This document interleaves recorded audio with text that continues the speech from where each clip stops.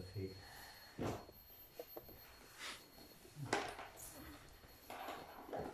For the pleasure of their lordships, chant the devotional Vajan Jaya Radhamadava. No, just, yeah, no. Thank you.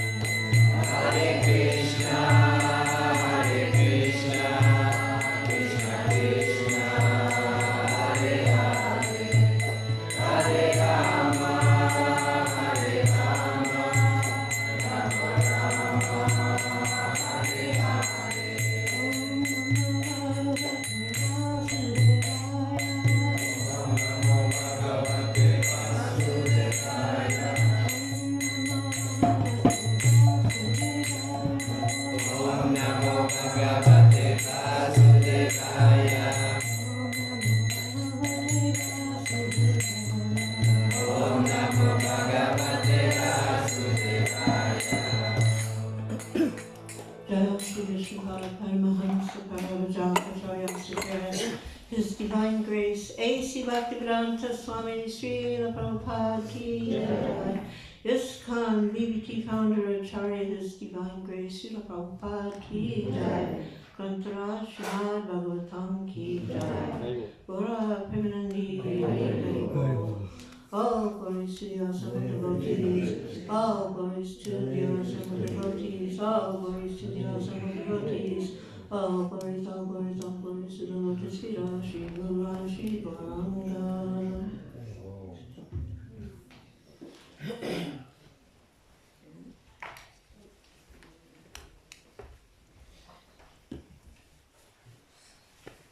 It's been a very long time since I've been here. I was reminded of that. His Grace Radhacharan, because the last time I was here was the last time we met each other off of Facebook. Otherwise, that's how we meet each other. What year is that? Yeah, long time ago. 2010. 11. The devotees have become more beautiful, the deities have become more beautiful, and Srila Prabhupada is the most beautiful. So word by word and translation. Vedanti, they say. Tat, that.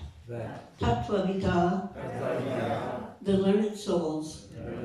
Tattvam, the absolute truth. Yat, wit. Gyanam, knowledge. Advayam, non-dual. Brahma-iti, known as Brahman. Paramat-iti, known as Paramatma. Bhagavan-iti, known as Bhagavan. Satyate, it so sounded. Vedant. So, Srila Prabhupada spoke on this particular verse many times, and about 3 of them, I'll say 3.5, because 3 of them are transcribed, and then there's another one where he did class 11 plus 12, he combined the 2. And generally he would have one of his students chanting the Sanskrit. And in this one case, he had the student chant, and then he chanted. And he chanted slightly different than the way it's portrayed by one word. So I want to chant Prabhupada's, and if you just listen, you'll catch it. I'll explain it. The Vedanti tat tattvavidas, he said, Vedanti tat tattvavidas tattvam. So then he started the next line at Yaj Gyanam Advayam.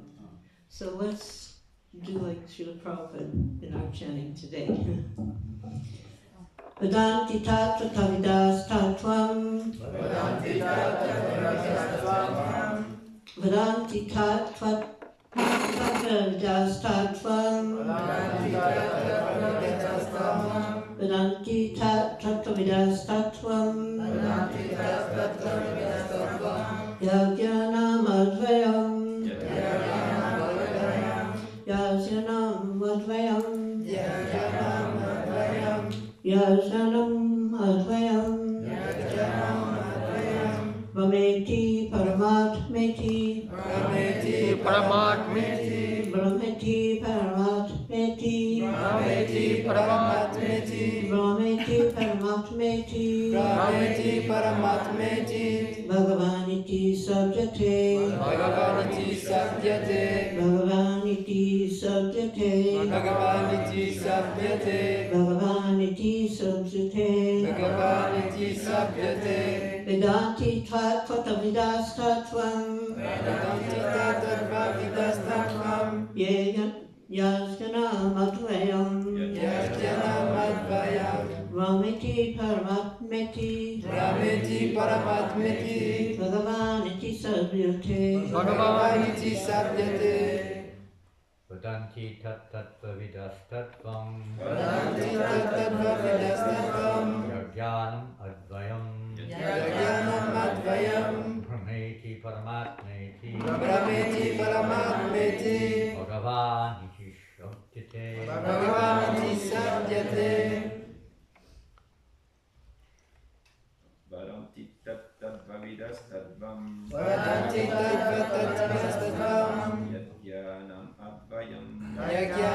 Brahmeti Paramatmeti Brahmeti Paramatmeti Bhagavaniti Sabhyate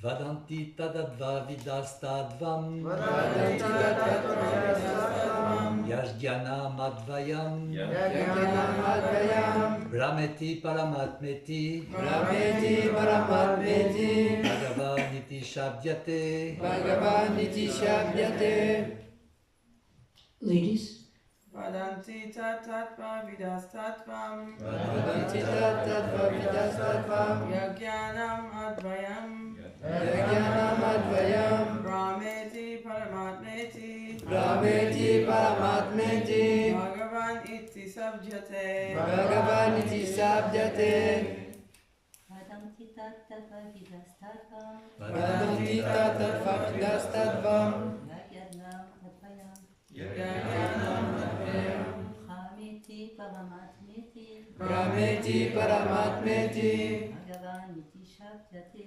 Bhagavaniti Sabhyate Vadanti tattva vidastatvam Vadanti Tattva Vidastatvam Yajnanam advayam Yajnanam Advayam Brahmeti paramatmeti Brahmeti Paramatmeti Bhagavaniti shabdyate Bhagavaniti Sabhyate the translation by His Divine Grace Srila Prabhupada.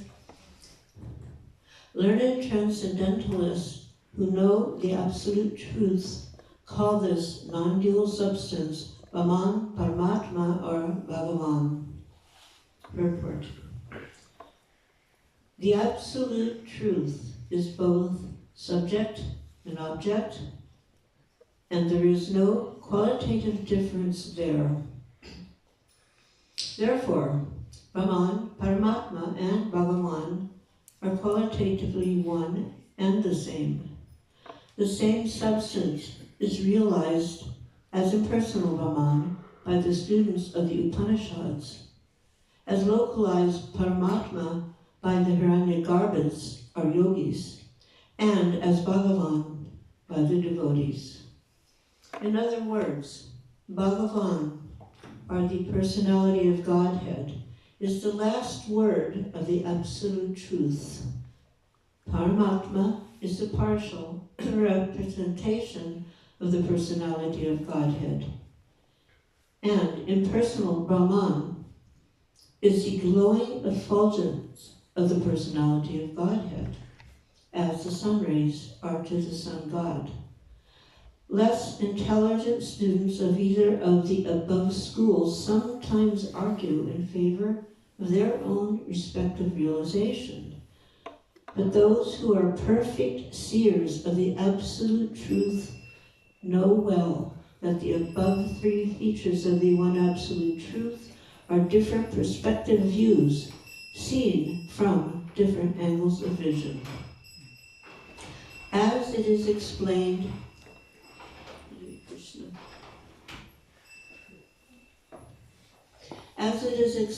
in the first shloka of the first chapter of the Bhagavatam, the supreme truth is self-sufficient, cognizant, and free from the illusion of relativity. In the relative world, the knower is different from the known, but in the absolute truth, both the knower and the known are one and the same thing.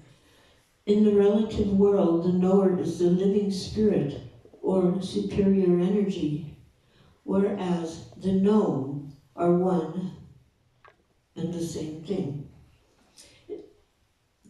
Okay, somehow I skipped here. In the relative world, the knower is the living superior energy, whereas the absolute truth, both the knower and the known are the same superior energy. There are three kinds of energy of the supreme energetic. There is no difference between the energy and energetic, but there is a difference of quality of energies.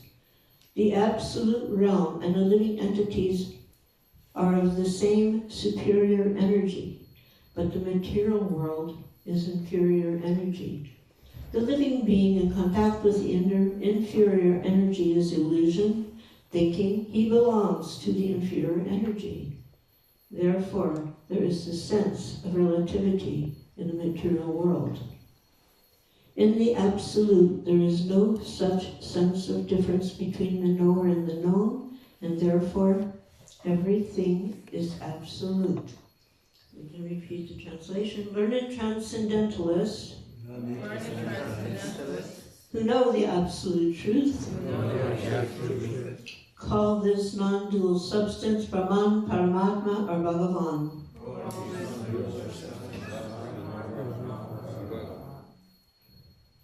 Om Agyan Turandasya Janana Sakaya Chakchuralitum Yena Tasmei Sri Naraina Maha.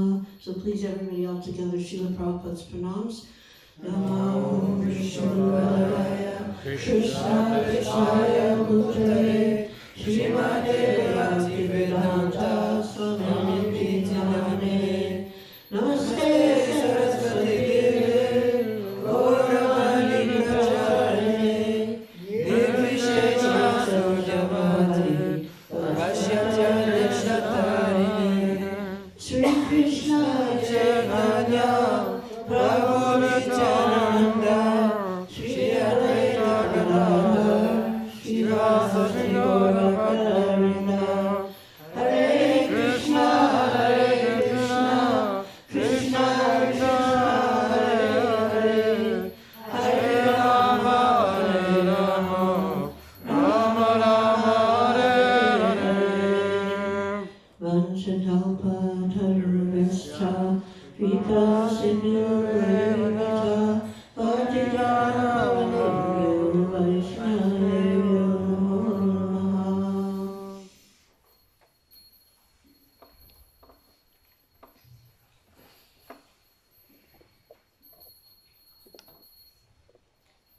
Probably this is one of the more very famous verses of the Bhagavatam. And so many advanced souls are here, sitting before me, knowers of the Bhagavatam.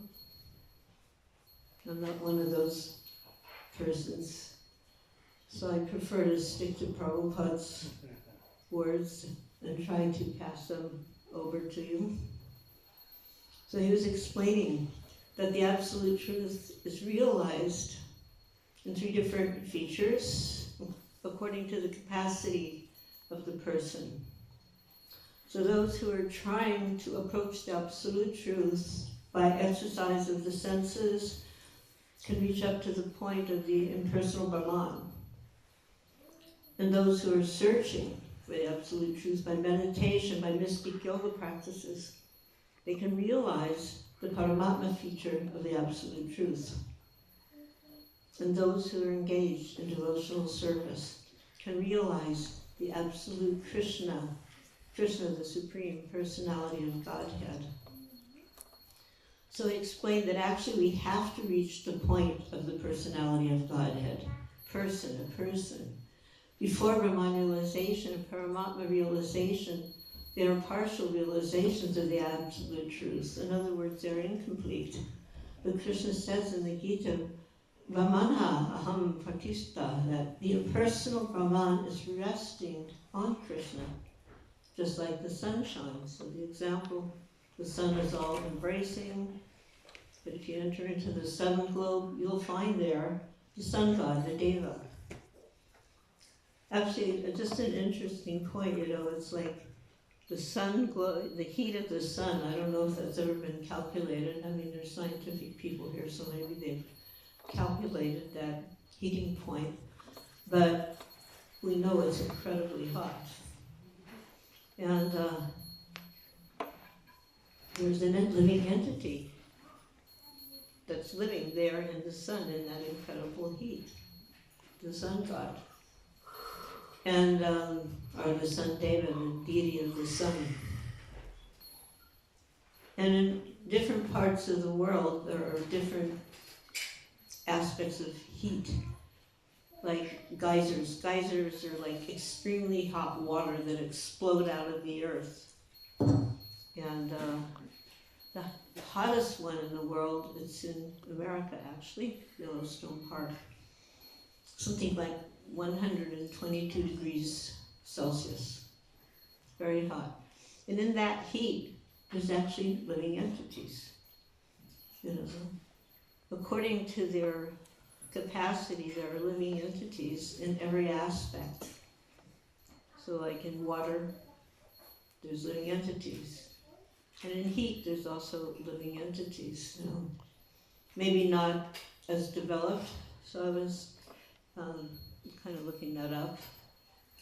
And we hear that living entities are sometimes coming from perspiration. But what kind of living entities come from perspiration?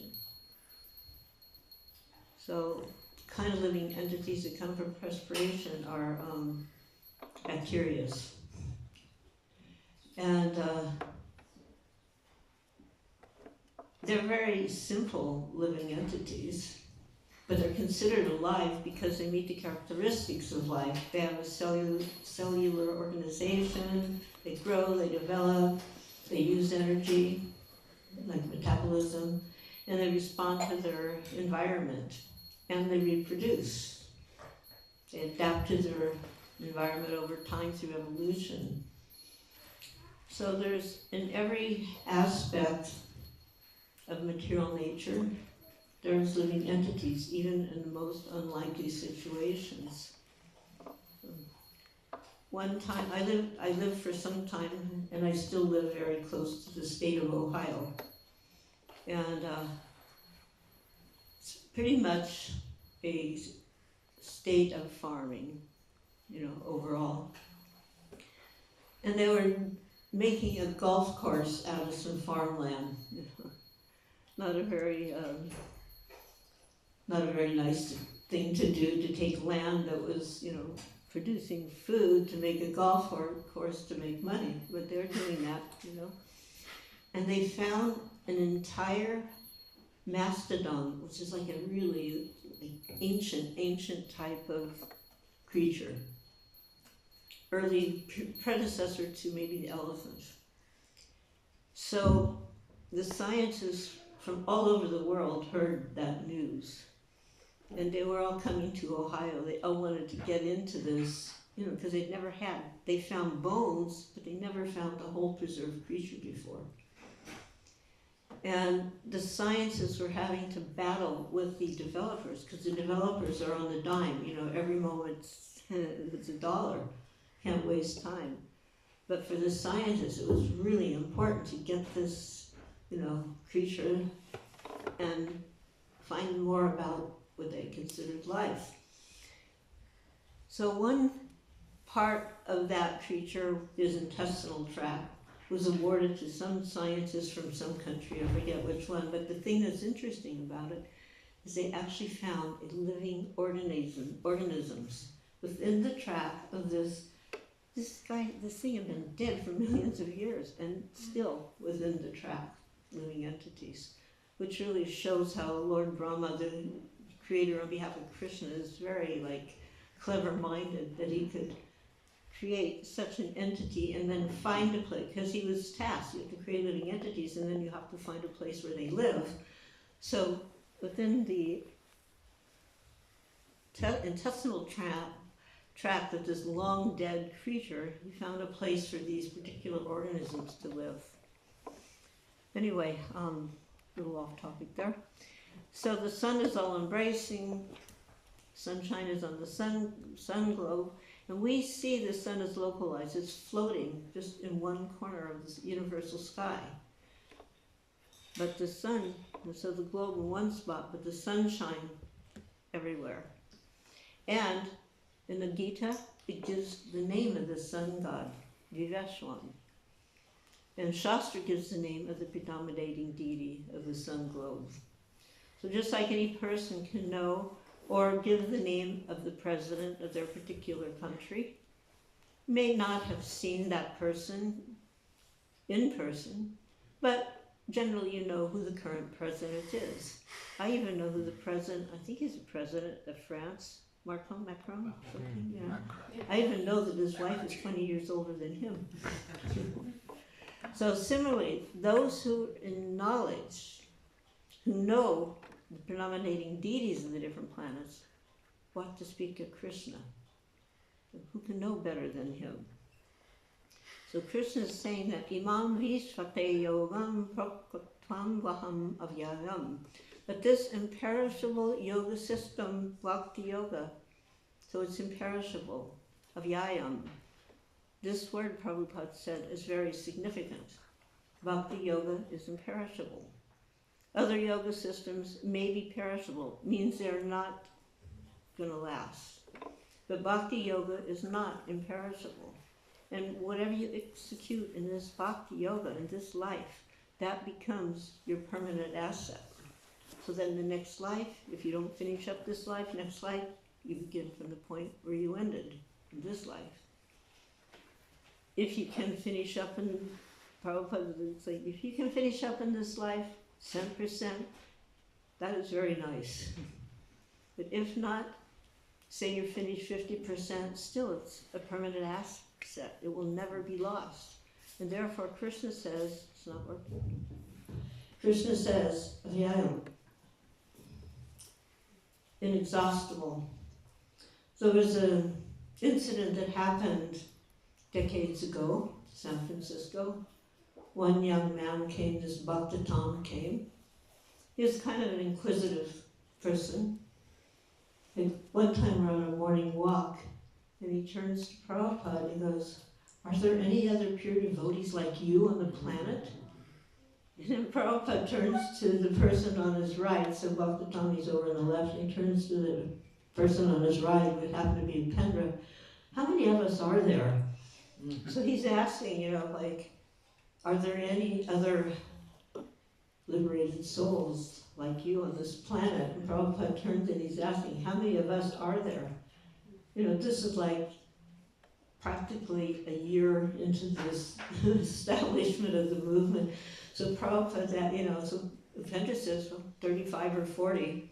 And Prabhupada, in all seriousness, turns to Bhakta Tom and says, about 35 or 40. And then we're thinking, oh my God, we're pure devotees.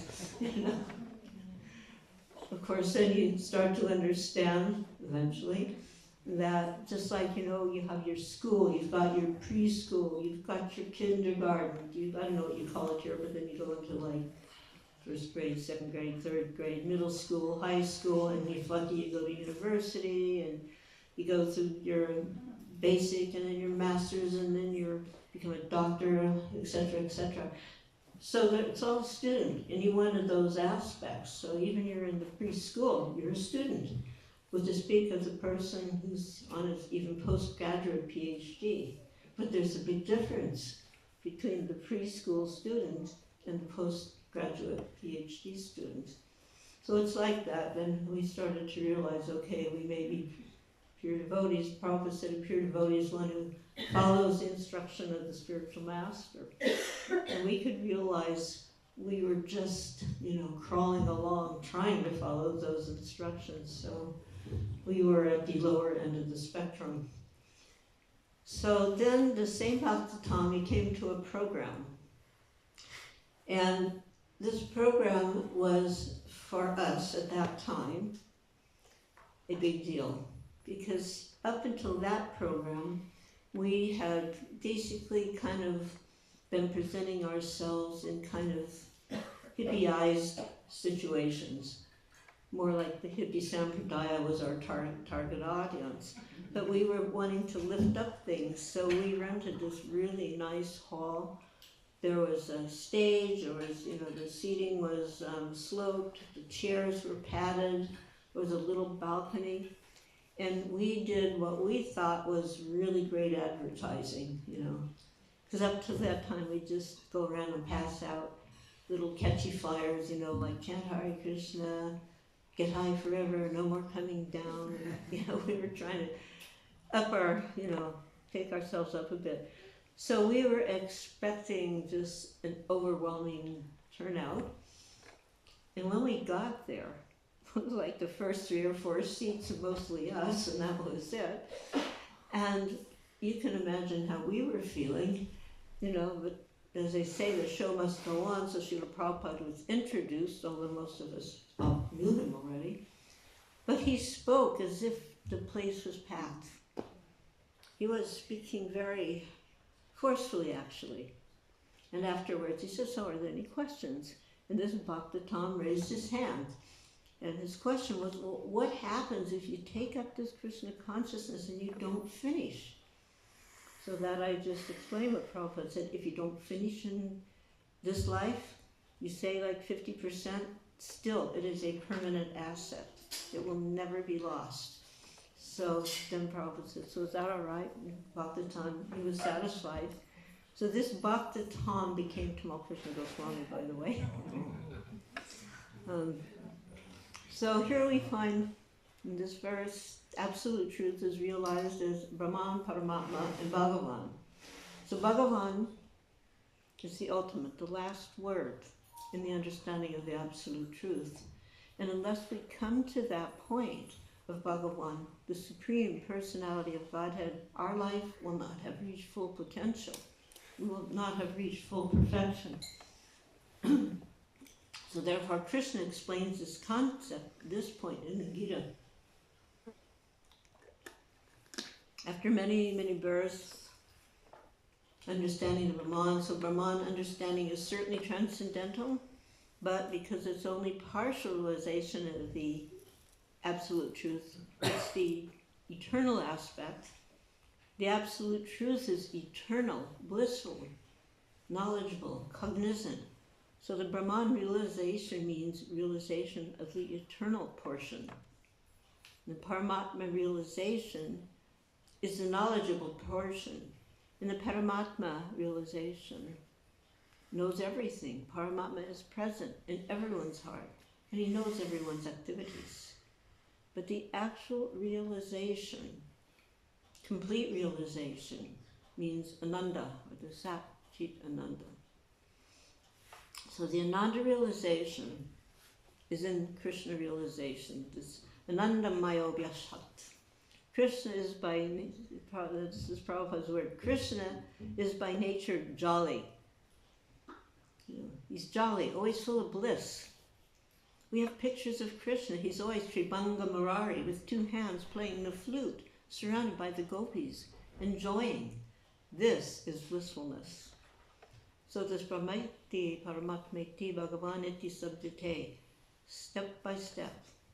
But if you approach Krishna and you try to understand him through devotional service, then automatically we understand Brahman and Paramatma. There's no need of any separate endeavor for understanding Brahman and Paramatma. And Krishna is teaching that in the Gita, that Manushyanam Masahasreshu Kastit Yatati Siraye Yatatam Mapti Siranam Kastin Vetitam Tattataha. So one has to know Krishna in Tattvata, as he is. Tattvata means to accept the process of devotional service, Krishna as he is. If we want to understand Krishna, then we have to accept Krishna's method, the bhakti method, and that is plainly spoken by Krishna, this bhakti amam abhijanati. Krishna doesn't say we can know him by mental speculation or by yoga exercise practices. Krishna says, by meditation of me, on Krishna, we will see Krishna. And that is real yoga. As explained in the Bhagavad Gita, the first-class yogi is he who always thinks of Krishna within himself. And this is authentic yoga. So we are always thinking of Krishna by chanting Hare Krishna. And the more we practice immediately by chanting the name, the form, the pastimes, the quality, everything will be revealed. As we go on, Prabhupada said, as we go on cleansing our dirty heart, by chanting Hare Krishna mantra, as we chant faultlessly, without offense, Krishna reveals, Sevanukihi jivado swayam eva sprati adaha. By sincere attitude, if one chants Hare Krishna mantra without any offense, then Krishna reveals himself. So you think of offense. I mean, we chant in the morning, remind ourselves of the 10 offenses, and it is also an offense. But think about the word offense. Offense. Offense. Offense separates you, right? There's a saying, good fences make good neighbors, keep you separate. But we don't want to be separate from Krishna, so we should avoid fences, offenses. And then Krishna reveals himself. So we simply can't see Krishna by speculation or the yogic practice. We simply have to, the big S word, submissive, the other S word, surrender submissively, and chant his holy name. And because there's no difference between Krishna's name and Krishna, this Abhinatvanam Namana, people generally ask, well, what's the meaning of chanting Hare Krishna mantra? And then we get the opportunity, we can explain that chanting Hare Krishna means immediately, directly associating with Krishna. And if one tries to approach Krishna by yogic practice or mental speculation after many, many births, they may come to the conclusion, here is Krishna, Vasudeva, Sarvamiti. But if you take to these chanting of Hare Krishna Mahamantra without offense, no offenses, then immediately you contact Krishna. Your Prabhupada said, you save so much time. Why should we wait for many, many births? Why wait? You think about it, this world in front of our face is going to hell. Who can counteract that? We're seeing it, we're reading it.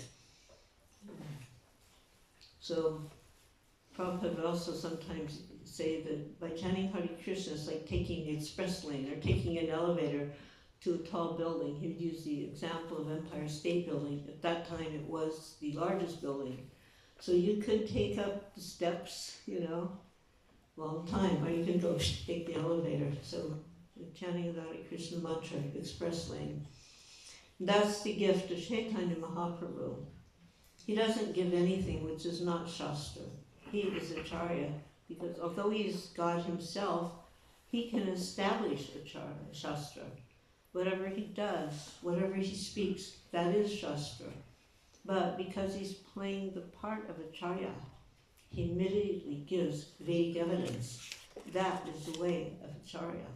The Acharyas, they never say, I think, this is my opinion. Prabhupada explains, such opinions are not accepted.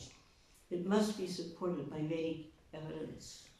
We like the word bona fide, or at least we used to, I don't know, nowadays maybe. But, it's not bona fide. So, what is bona fide? The parampara system, genuine system of understanding Krishna. Krishna says, Evam param parapraptam mimam radha sayo vidu. No changes. So, there Prabhupada was saying, therefore, we are presenting Bhagavad Gita as it is. We do not change. We have no authority to change. Otherwise, where is the authority of Bhagavad Gita? And then Prabhupada said something really interesting. I'm a third-class man, and if I change the statements in the Bhagavad Gita, where is the authority of Bhagavad Gita? That is going on. So although Prabhupada said like that on third-class man, if we're thinking Prabhupada is third-class man, that's a big fence. Just like Lord Chaitanya, he was, pretending that he was just some fool, I'm just a fool. But if we think Lord Chaitanya is a fool, another offense, big offense. So then Prabhupada was explaining that there was hundreds of editions of Bhagavad Gita in the West. It means many, many languages. But because we're presenting Bhagavad Gita as it is, the sales are better than the others. And the first edition of the Bhagavad Gita that Prabhupada presented was coming from publishing company, the Macmillan Company. Very interesting story. You can look it up and read that, especially when Brahmananda Prabhu, who did the exchange, he made the connection, tells the story. So the trade manager said, while other editions were dwindling, going down, the other editions of the Gita were going down, this edition is going up. Now, at the time, Macmillan didn't have an edition of the Gita, but all the other publishers, they did. So they were looking for a Gita to publish. And Prabhupada was looking to get his Gita published, so that happened. And so immediately the sales were launched. Of course, we had a good sales force, disciples of Prabhupada. But the reason it was going up is, Prabhupada said, it is presented without adulteration, so it's being accepted. He said, sometimes people say, I have done miracles, but I don't know anything miracles or magic. If there is any miracle, that miracle is that we present things as they are, without any adulteration. So that should be the principle. Present it as it is, and it will be accepted. Somehow all of us, we heard from Prabhupada as it is, and we got that point, So there's no reason that telling the truth as it is will not be accepted now, especially when there is just so much fear and delusion and confusion in the world. So Bhagavan, Brahmeti, Paramatmeti, we don't present this Bhagavan Gyan or the Brahma Gyan. It automatically comes when one is conversant with Krishna. And then one can understand that this Brahman effulgence is the bodily rays of Krishna.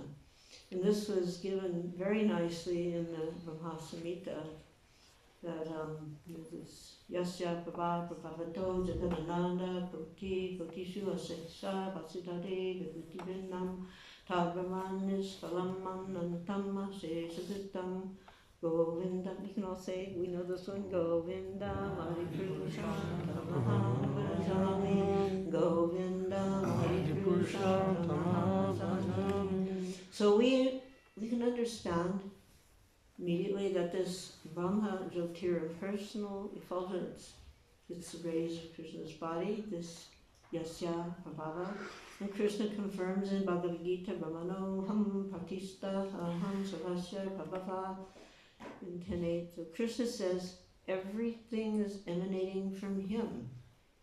So we're sitting here in front of Krishna and consider what Krishna is just saying about himself.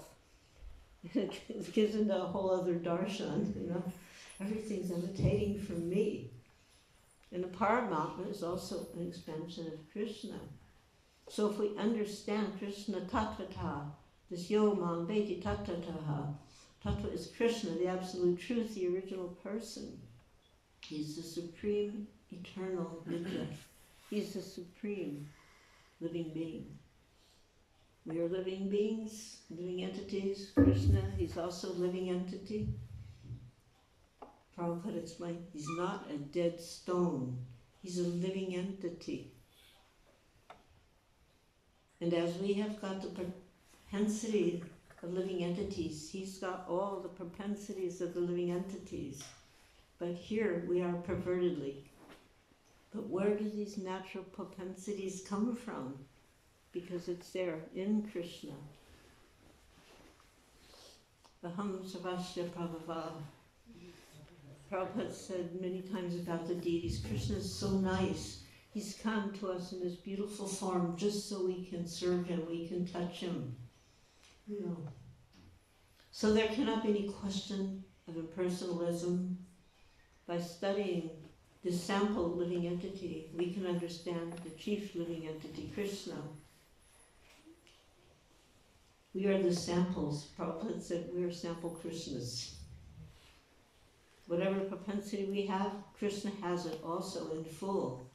We have limited proportion. Krishna has unlimited portions. So we study Bhagavad Gita, the science of Krishna. It's further explained in the Srimad Bhagavatam. It's tattva, the truth and fact, Krishna. And if we learn Krishna, we understand Krishna, and our life is fulfilled. That's our only business. Try to understand what is Krishna, what is Bhagavan. And if we try to understand Krishna through authorities, that's another word that we don't like so much sometimes, the big A word, authority.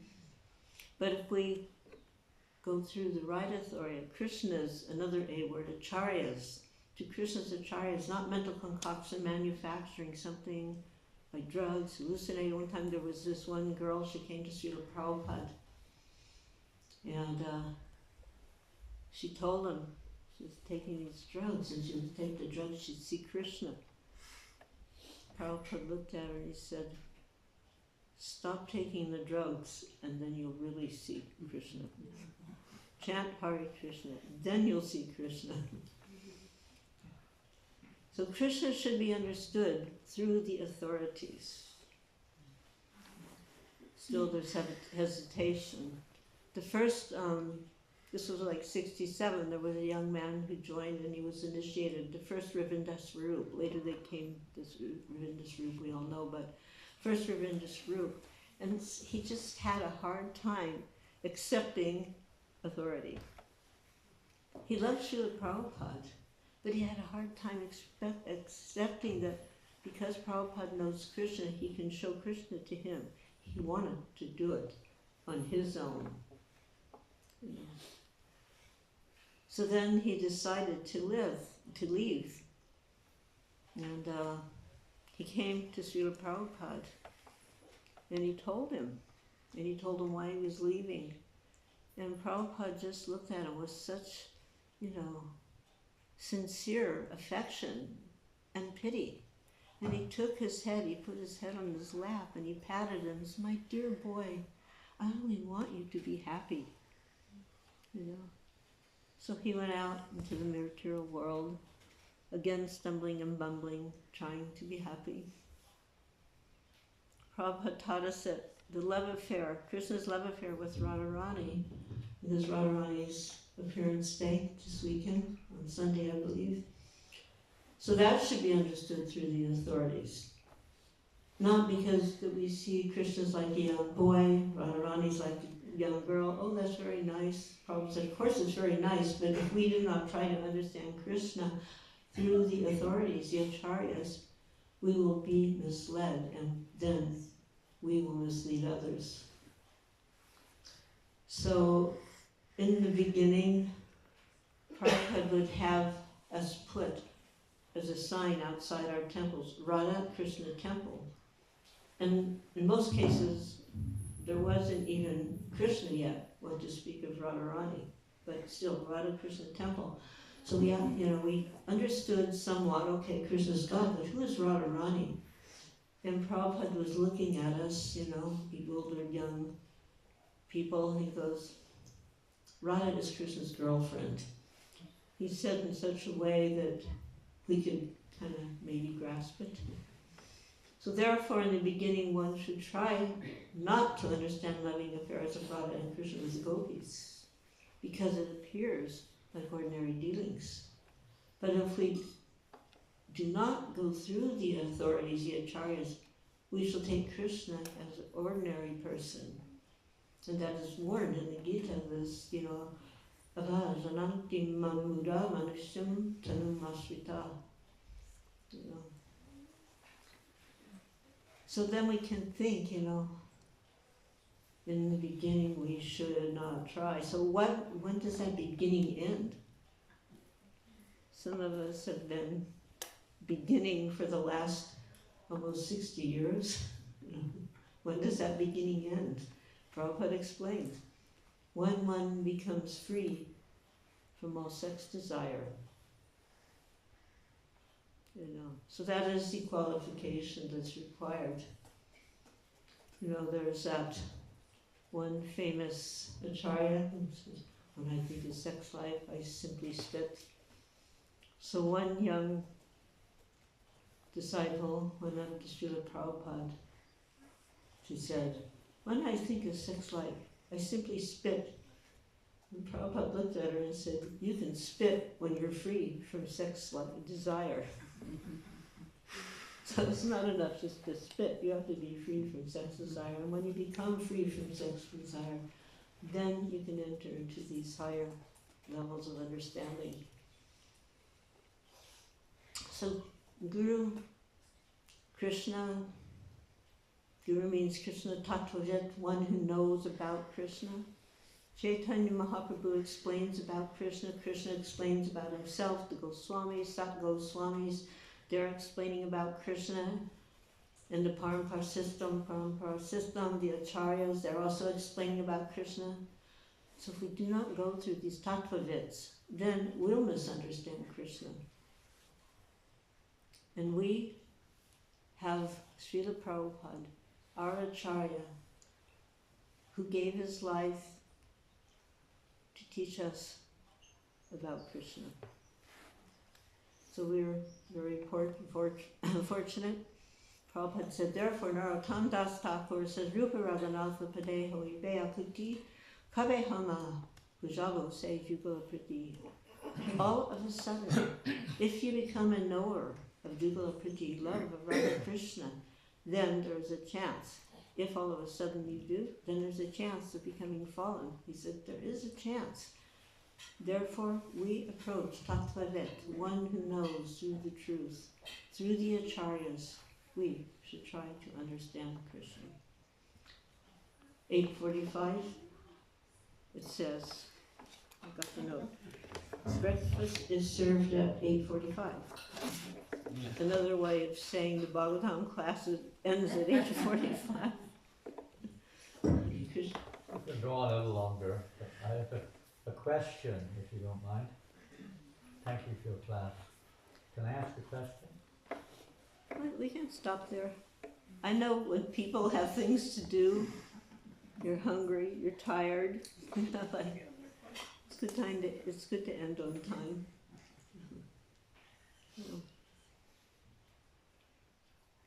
Srila Prabhupada told how his Guru Maharaj used to say, don't try to see Krishna. Do something so that Krishna sees you. And Prabhupada Saraswati said, if we somehow or other can draw a little attention of Krishna, our life is successful immediately. So how do we draw that attention? Bhaktya mam avijananti, simply by serving Krishna. Take to the service of Krishna, as is ordered by the spiritual master, because the spiritual master is a representative of Krishna. Yes, we sing every morning, Yasya Prasada, Bhagavat Prasada, So it's not difficult. Everyone can become representative of Krishna by carrying out the message of Krishna without adulteration. This was said by Chaitanya Mahaprabhu, Amara Agya Guru Hahai. So you become a spiritual master under my order. And if one carries out the order of Chaitanya Mahaprabhu, Krishna, Chaitanya Mahaprabhu is Krishna, then you become Guru. Amara Agyahai Guru Hana. Then Prabhupada commented, unfortunately, we do not wish to carry out the instructions of the Acharyas. We manufacture our own ways, and we have got experience, practical experience, how a great institution was lost by whimsical ways. Without carrying out the order of the spiritual master, they manufactured something and the whole thing was lost. And of course he was referring to the Gaudiya Mat, which is, there's many Gaudiya Mat, smaller, but, the combined edition, it got fractured. So, therefore, Vishwanath Chakravarti Thakur stresses very much on the words of the spiritual master. If we stick to the orders of the spiritual master without caring for our own convenience or inconvenience, then we stand a chance of perfection. That is a confirmation of the authorities, that we have to carry out faithfully the order of Krishna's bona fide representatives. Then we also can understand Krishna in truth and our life is successful. Vadanti tattva vidas tattvam. We have to hear from the tattvavid, not from the so-called scholars, politicians, or speculator yogis. We have to hear from one who knows the truth. And if we stick to that principle, we can understand everything clearly, even if it takes some time. And sometimes may mean many lifetimes. You know, it's like we want things so quickly. I was commenting yesterday because I was surprised all along the highway. I'm seeing all these McDonald's signs, and France is generally kind of known for its high-level cuisine, and here's McDonald's, which is not exactly very high-level cuisine, you know, fast food. So, you know, we are kind of like that. We want things kind of quickly, but it may take lifetimes. But something valuable is worth the wait. And each lifetime you can bump up if you don't finish in this lifetime. But Prabhupada said, better you finish in this lifetime. But even if you don't, you'll continue on. And he gave 3 points. Eagerness, great determination, and great patience. And he said, if any one of these 3 are missing, your success will be incomplete. So,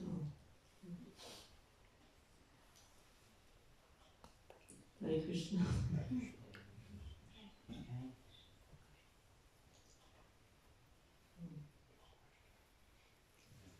We can take few questions if we can take few questions if it's I'm sorry. we can take few questions, it's okay. I was just going to say one small. Right. I don't know, I thought we were finished. In the purport of Srila Prabhupada's purport to the verse, Srila Prabhupada writes that less intelligent students of either of the above schools sometimes argue in favor of their own respective realization. But those who are perfect seers of the Absolute Truth know well that the above 3 features of the one Absolute Truth are different perspective views seen from different angles of vision. Whereas we generally see that Srila Prabhupada, even very early days in ISKCON, was strongly rebuking the school of Mayavad, which in general... We know that was his mission. Pardon?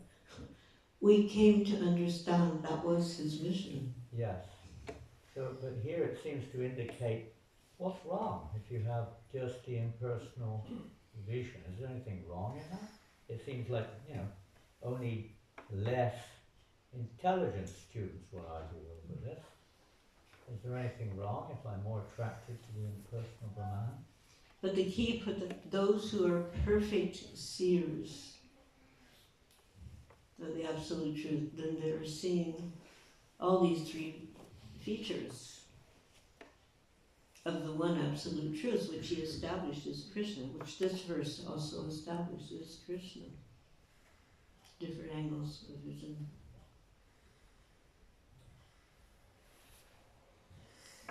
Actually, Prabhupada taught us to have ISKCON. Nowadays, ISKCON have kind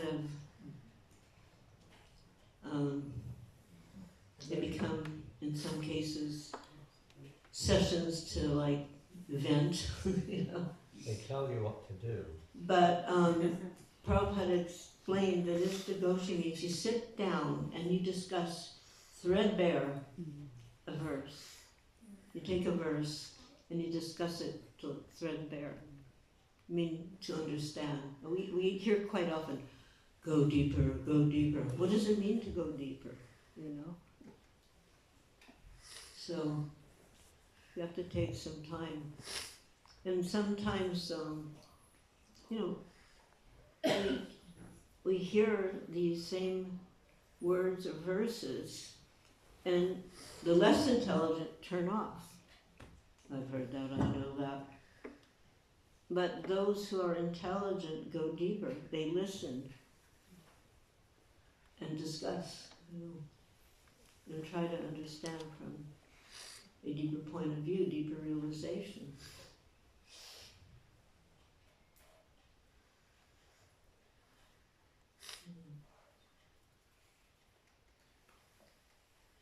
So, in general, we like mantras. The best mantra is the Hare Krishna mantra. But there is another mantra that is a favorite in ISKCON. And it is the one you say before prasadam. We can say, Sarvara Vijaya Tatandriya Teva Jine File Sayasagare Ramade Jivati Lobama Siddharati Take Jata Katina Sasare Krishna Gauraya Torah Jivajoy Swahasha Liliovai Saramita Pao Krishna Vinagao Vinagao Shedharanikai Janimai Janikai Shurapati Jai. And as Vaisheshika says, Om Tat Sat, and we'll leave it at that. Hare Krishna. Haribol.